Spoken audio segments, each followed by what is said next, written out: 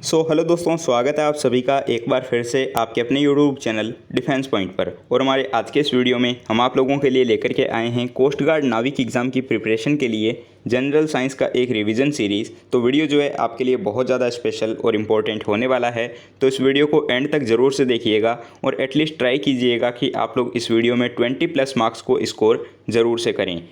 और साथ ही वीडियो शुरू करने से पहले बोलूँगा कि अगर आप लोग हमारे चैनल पर पहली बार आए हैं तो चैनल को सब्सक्राइब कर लें और बेल आइकन को प्रेस कर लें, ताकि आप लोगों को हमारे द्वारा दिए जाने वाले नाविक एग्ज़ाम के रिगार्डिंग सभी अपडेट्स मिलते रहें। तो चलिए अब हम शुरू करते हैं आज का ये वीडियो बिना किसी देरी के।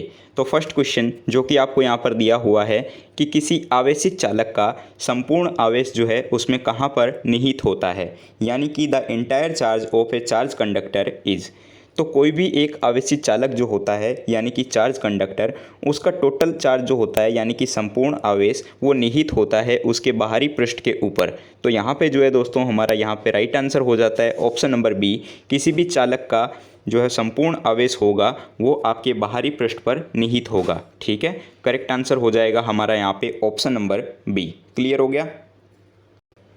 और हाँ दोस्तों, साथ ही मैं आप लोगों को बताना चाहूँगा अनअकैडमी के बारे में। अनअकैडमी आप लोगों के लिए लेकर के आया है one stop destination for NDA, air force XY and navy exam, जिसमें कि बहुत कुछ आप लोगों को देखने को मिल जाएगा। तो चलिए मैं थोड़ा इसके बारे में एक्सप्लेन कर देता हूँ। तो दोस्तों इसमें जो है आप लोगों को daily free live test, 100+ free special classes और इसके अलावा जो है आपको आपके सब्जेक्ट के regarding dedicated doubt clearing session भी दिए जाएंगे। और जिस एग्ज़ाम की भी आप लोग प्रिपरेशन कर रहे हो उसके रिगार्डिंग जो है आप लोगों को अनलिमिटेड प्रैक्टिस सेट दिए जाएंगे, जिसकी आप लोग प्रैक्टिस कर सकते हो। इसके अलावा भी जो है आप लोगों को उन एग्ज़ाम्स के रिगार्डिंग ढेर सारा स्टडी मटेरियल भी प्रोवाइड किया जाएगा। और अगर आप लोग एनडीए एग्ज़ाम की प्रिपरेशन कर रहे हो तो इसमें जो है आपको रिटन के साथ में एसएसबी एग्ज़ाम की भी प्रिपरेशन करवाई जाएगी, जिससे कि आप लोग एनडीए, एयरफोर्स XY और नेवी के रिटन को आसानी से क्वालिफाई कर लोगे। और साथ ही जो है अनअकैडमी के द्वारा 2 नए कोर्सेज भी शुरू किए जा रहे हैं, जो कि आपके हैं अग्नि एनडीए, जो कि ये आपका शुरू हो रहा है 25 अगस्त से।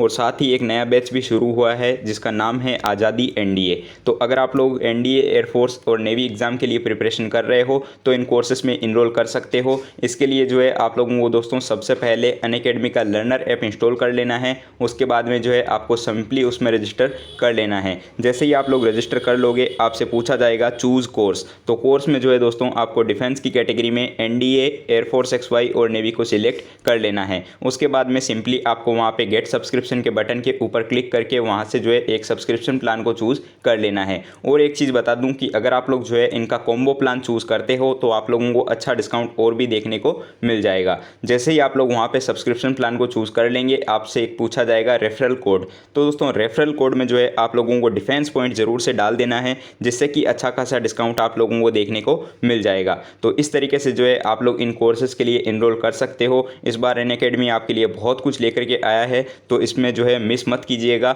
सारी लिंक्स जो है आप लोगों को हमारे इस वीडियो के नीचे डिस्क्रिप्शन बॉक्स में दी गई है। ठीक है, तो अब देखते हैं दोस्तों क्वेश्चन नंबर 2। और यहाँ पर जो है इस क्वेश्चन में बोला जा रहा है कि 2 विद्युत आवेशों के बीच में लगने वाला बल संबंधित होता है, यानी कि the force between 2 electric charge is related to. तो ऑप्शंस दिए गए हैं एम्पियर का नियम, कूलाम का नियम, फैराडे का नियम या फिर ओम का नियम। तो देखिए 2 विद्युत आवेशों के बीच में जो लगने वाला बल होगा वो किससे संबंधित हो जाएगा, ये आपके संबंधित होगा ऑप्शन नंबर बी, कूलाम का नियम। ठीक है, इसके बारे में जो है आप लोगों ने क्लास 12th में डिटेल स्टडी में पढ़ रखा होगा।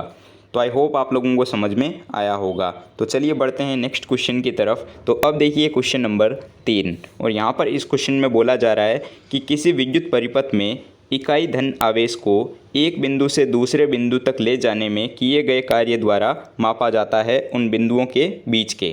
ठीक है, यानी कि कोई भी एक धन आवेश है उसके एक बिंदु से जो है दूसरे बिंदु तक ले जाने में जो किया गया कार्य है उसको उन बिंदुओं के किसके रूप में मापा जाता है। ऑप्शंस दिए गए हैं प्रतिरोध के रूप में, विभवांतर के रूप में, धारा के रूप में या फिर विद्युत धारा की प्रबलता के रूप में। तो यहाँ पे जो है दोस्तों हमारा राइट आंसर हो जाता है कि उसको जो है विभवांतर के रूप में मापा जाता है, यानी कि पोटेंशियल डिफरेंस। तो correct answer will be option number B. I hope आप लोगों को क्लियर हो गया होगा।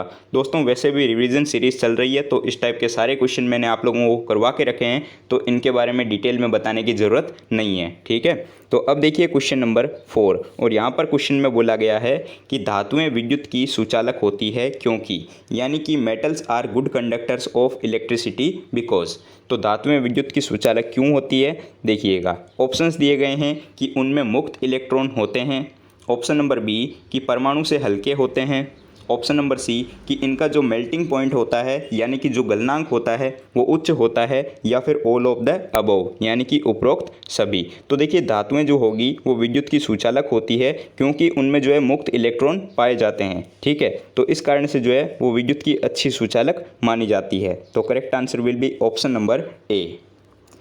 अब देखिए क्वेश्चन नंबर 5 और यहाँ पर क्वेश्चन में बोला गया है कि निम्नलिखित में से कौन सा अर्धचालक नहीं है, ठीक है, यानी कि सेमीकंडक्टर इनमें से कौन सा नहीं है। ऑप्शंस दिए गए हैं जर्मेनियम, सिलिकॉन, सेलेनियम या फिर आर्सेनिक।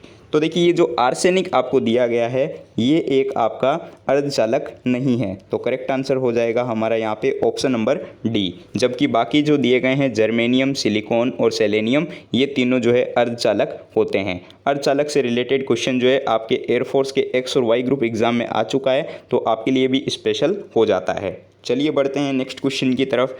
तो अब देखिए क्वेश्चन नंबर 6। ये क्वेश्चन जो है आपके नेवी एमआर एग्ज़ाम के प्रीवियस ईयर का क्वेश्चन है, तो इसको ध्यान से देखिएगा, आपके नाविक डीबी एग्ज़ाम के लिए भी स्पेशल हो जाता है।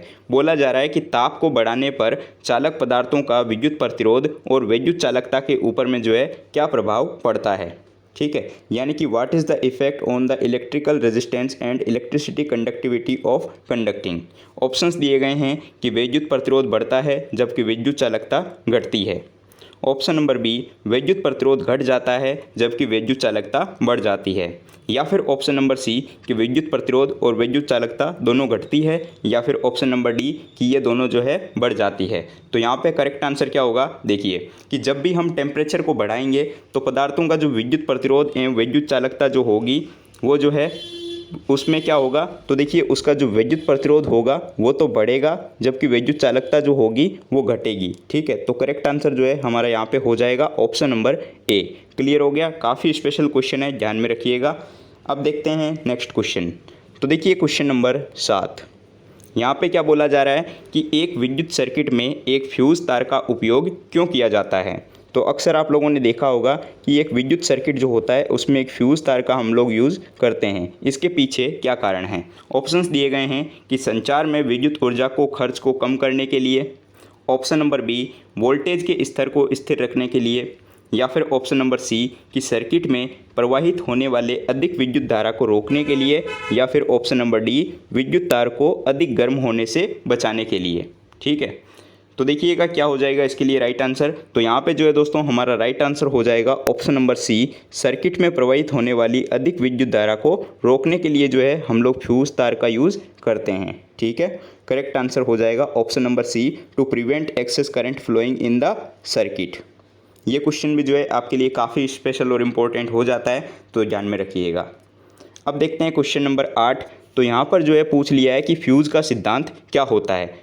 प्रीवियस ईयर का क्वेश्चन है, इसके अलावा जो है आपके एसएससी और रेलवे एग्ज़ाम में भी काफ़ी बार पूछा जाता है, तो साइंस का जो है हर एग्ज़ाम में जो है लगभग ये क्वेश्चन बन जाता है। तो क्वेश्चन दिया गया है कि फ्यूज़ का सिद्धांत क्या होता है। ऑप्शंस दिए गए हैं विद्युत का रासायनिक प्रभाव, विद्युत का यांत्रिक प्रभाव, विद्युत का ऊष्मीय प्रभाव, या फिर विद्युत का चुंबकीय प्रभाव। तो देखिए जो प्रिंसिपल ऑफ फ्यूज़ होता है यानी कि फ्यूज़ का सिद्धांत ये होता है आपका हीट इफेक्ट ऑफ इलेक्ट्रिसिटी, यानी कि विद्युत का ऊष्मीय प्रभाव। तो करेक्ट आंसर जो है हमारा यहाँ पे हो जाएगा ऑप्शन नंबर सी। क्लियर हो गया, चलिए अब देखिए क्वेश्चन नंबर 9। और यहाँ पर दोस्तों क्वेश्चन दिया गया है कि नाइक्रोम के तार हीटिंग एलिमेंट के रूप में प्रयुक्त किए जाते हैं क्योंकि, यानी कि जो नाइक्रोम होता है उसको हीटिंग एलिमेंट, जैसे कि आपके हम लोग नाइक्रोम के आप लोगों ने देखा हुआ यूज़ कहाँ कहाँ किया जाता है, तो इसका जो है हम लोग हीटर वगैरह में भी यूज़ करते हैं। तो इसको यूज़ क्यों किया जाता है, ऑप्शंस क्या क्या दिए गए हैं, देखिए कि इसके तार जो है वो खींचे जा सकते हैं। ऑप्शन नंबर बी कि इसके जो तार होते हैं नाइक्रोम के उनका विशिष्ट प्रतिरोध जो होता है वो उच्च होता है, या फिर ऑप्शन नंबर सी कि लाल तप्त होने पर भी जो है ये पेरोक्साइड नहीं बनाते हैं। तो नाइक्रोम के तार का जो है हीटिंग एलिमेंट के रूप में प्रयोग इसलिए किया जाता है क्योंकि जो है इनका विशिष्ट प्रतिरोध एक तो काफ़ी ज़्यादा उच्च होता है, और ऑप्शन नंबर सी भी जो है इसके लिए करेक्ट होता है कि लाल या तप्त हो जाने पर जो है ये परऑक्साइड नहीं बनाता है। तो करेक्ट आंसर हमारा इस क्वेश्चन के लिए हो जाएगा option number B and option number C जो है दोनों करेक्ट हो जाएंगे। क्लियर हो गया। चलिए बढ़ते हैं नेक्स्ट क्वेश्चन की तरफ। अब देखिएगा क्वेश्चन नंबर 10, और क्वेश्चन में क्या बोला गया है कि निम्नलिखित में से कौन सा कथन असत्य है। ये यहाँ पे कौन सा होगा, कुआं लिख दिया गया है, ठीक है। तो निम्नलिखित में से कौन सा कथन जो है असत्य है। ऑप्शंस दिए गए हैं कि निकट दृष्टि दोष में अवतल लेंस का चश्मा दिया जाता है, बिल्कुल सही है। निकट दृष्टि दोष में जो है अवतल लेंस को ही दिया जाता है। दूर दृष्टि दोष में उत्तल लेंस का चश्मा दिया जाता है, ये भी बिल्कुल सही है। ऑप्शन नंबर सी में बताया गया है कि ये जो जरा दृष्टि दोष होता है उसमें बाईफोकल लेंस का चश्मा दिया जाता है, ठीक है। यानी कि bifocal lens glasses are given in minor vision impairment.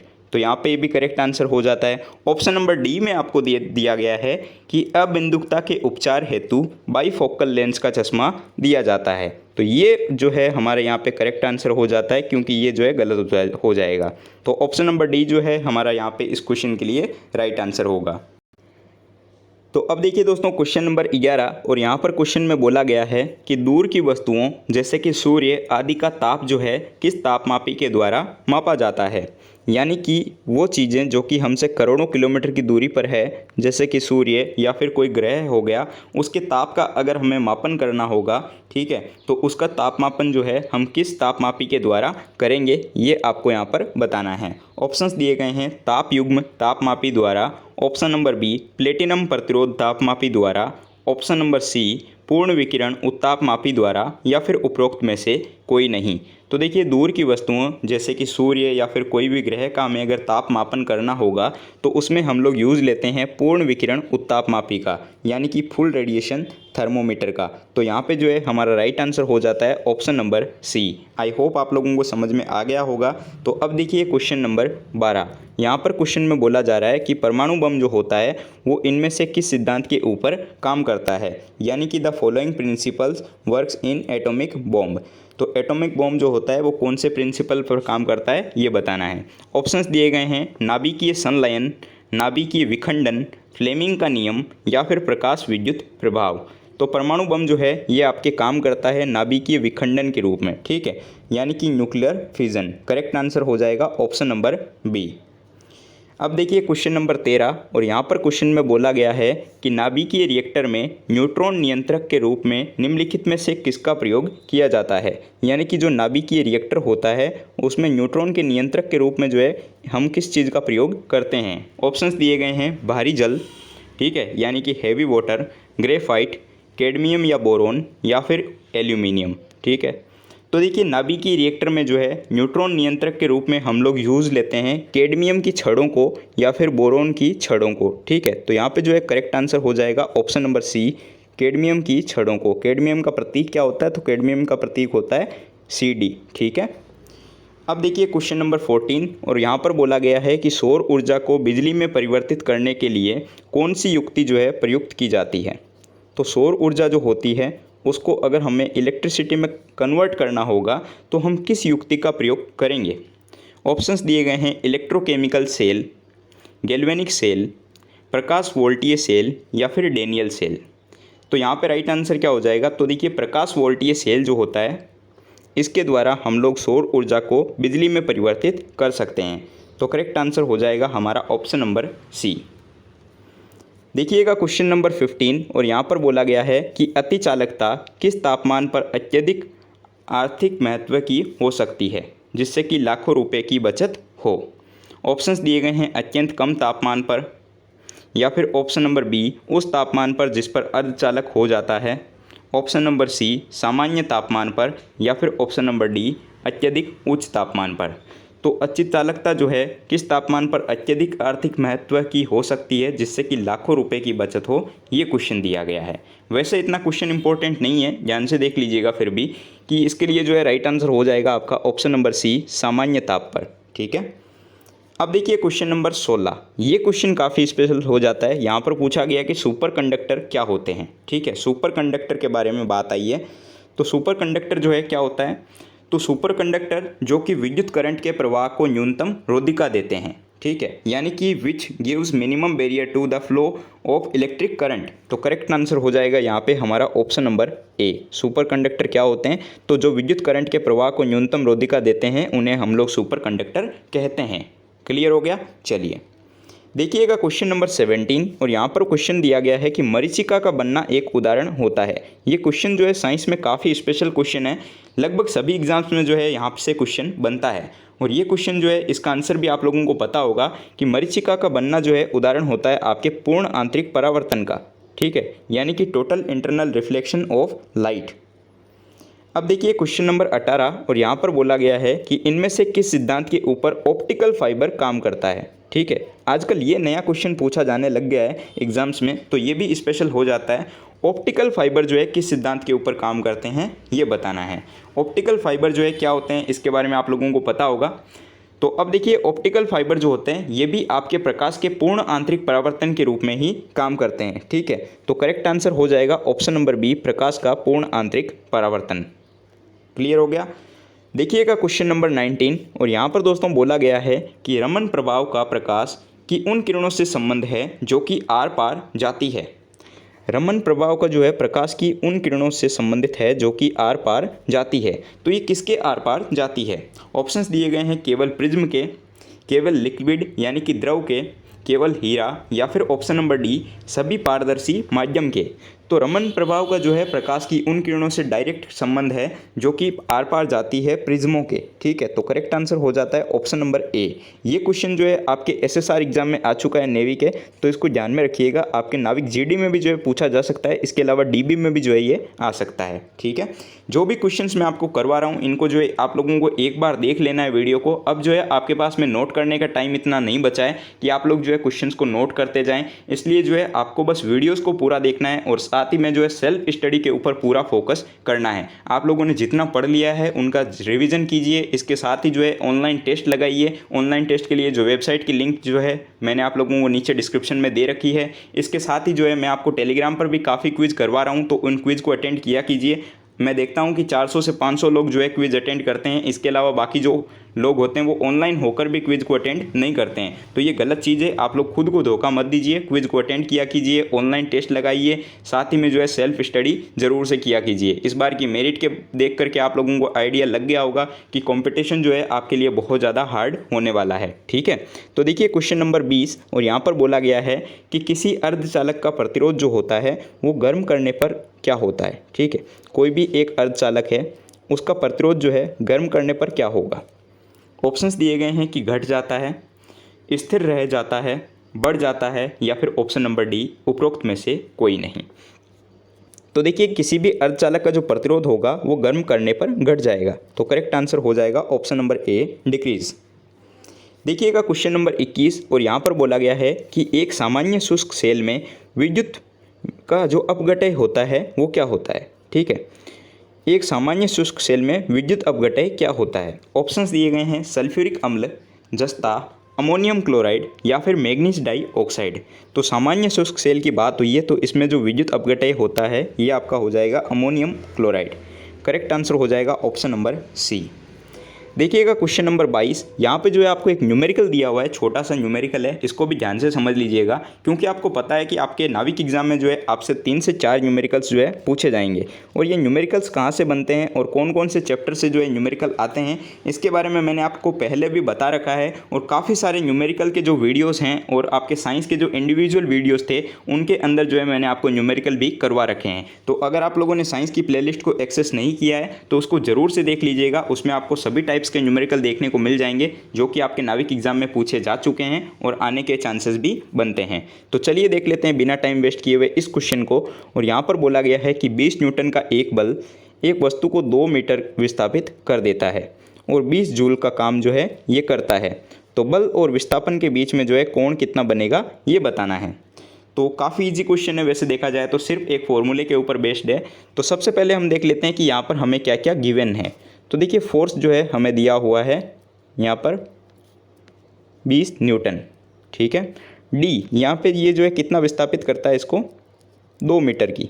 ठीक है, तो ये डी जो है हमें यहाँ पर दिया हुआ है। इसके साथ ही बता दिया गया है कि ये जो है 20 जूल का काम करता है, यानी कि डब्लू जो है हमारे पास में कितना है 20 जूल। ये चीज़ें पता है आपको। अब हम लोग जानते हैं डब्लू बराबर क्या होता है। डब्लू बराबर आपका होता है एफ डी कोस थीटा। ये फॉर्मूला आपको पता होगा। जब भी हमें बोला जाए कि बल और विस्थापन के बीच में कोण कितना बनेगा तो ये फॉर्मूला आपको यूज़ करना है, डब्लू बराबर एफ डी कोस थीटा। ठीक है, तो देखिएगा यहाँ पे जो है हम लोग वैल्यू पुट करते हैं। हमारे पास में डब्लू की वैल्यू है, एफ़ की वैल्यू है, डी की वैल्यू है और हम लोग जो है यहाँ पे कोण निकाल लेंगे। ठीक है, तो डब्लू की वैल्यू कितनी है, तो यहाँ पे हमें 20 दी गई है और ये हो जाएगा आपका 20 × 2 और डॉट कोस थीटा। इतना क्लियर है आप लोगों को। अब देखिए यहाँ पे ये जो है 20 से 20 इधर कैंसिल, तो ये हो जाएगा आपका 1 = 2 कोस थीटा। ठीक है, इतना आप लोगों को समझ में आ गया होगा। तो अब देखिए यहाँ से जो है मैं कोस थीटा बराबर क्या लिख सकता हूँ, तो मैं कोस थीटा बराबर लिख सकता हूँ आपके यहाँ पे 1/2 ये लिख सकता हूँ। इतना आप लोगों को क्लियर हो गया होगा, इतना आपको समझ में आया होगा। तो यहाँ से जो है जगह कम पड़ रही है तो मैं इसको यहाँ से रिमूव कर देता हूँ और हमें मिला था कोस थीटा बराबर 1/2। ठीक है, और कोस थीटा बराबर 1/2 जो है किसकी वैल्यू होती है, तो ये जो है वैल्यू होती है कोस 60 की। ठीक है, तो कोस थीटा बराबर कोस 60 डिग्री, ये आ गया 60 डिग्री। तो अब देखिए थीटा बराबर हमें क्या मिल गया, तो थीटा बराबर मिल गया हमें यहाँ पर 60 डिग्री। ठीक है, तो अब देखिए 60 डिग्री जो है आपको यहाँ पर कहाँ पर दिया गया है, तो ये जो है हमें दिया गया है ऑप्शन नंबर ए में। यानी कि जो विस्थापन और बल के बीच में कोण बनेगा, यानी कि जो एंगल बनेगा वो बनेगा 60 डिग्री का। ठीक है, तो करेक्ट आंसर हमारे यहाँ पे हो जाता है ऑप्शन नंबर ए। आई होप आप लोगों को ये न्यूमेरिकल जो है समझ में आया होगा और कैसे जो है हमने इसको बनाया है ये भी आप लोगों को क्लियर हो गया होगा। तो चलिए बढ़ते हैं नेक्स्ट क्वेश्चन की तरफ। अब देखिए दोस्तों क्वेश्चन नंबर 23, और यहाँ पर क्वेश्चन में बोला गया है कि हाइड्रोजन से भरा हुआ एक रबर का गुब्बारा वायु में ऊपर की ओर जाकर के फट जाता है क्योंकि।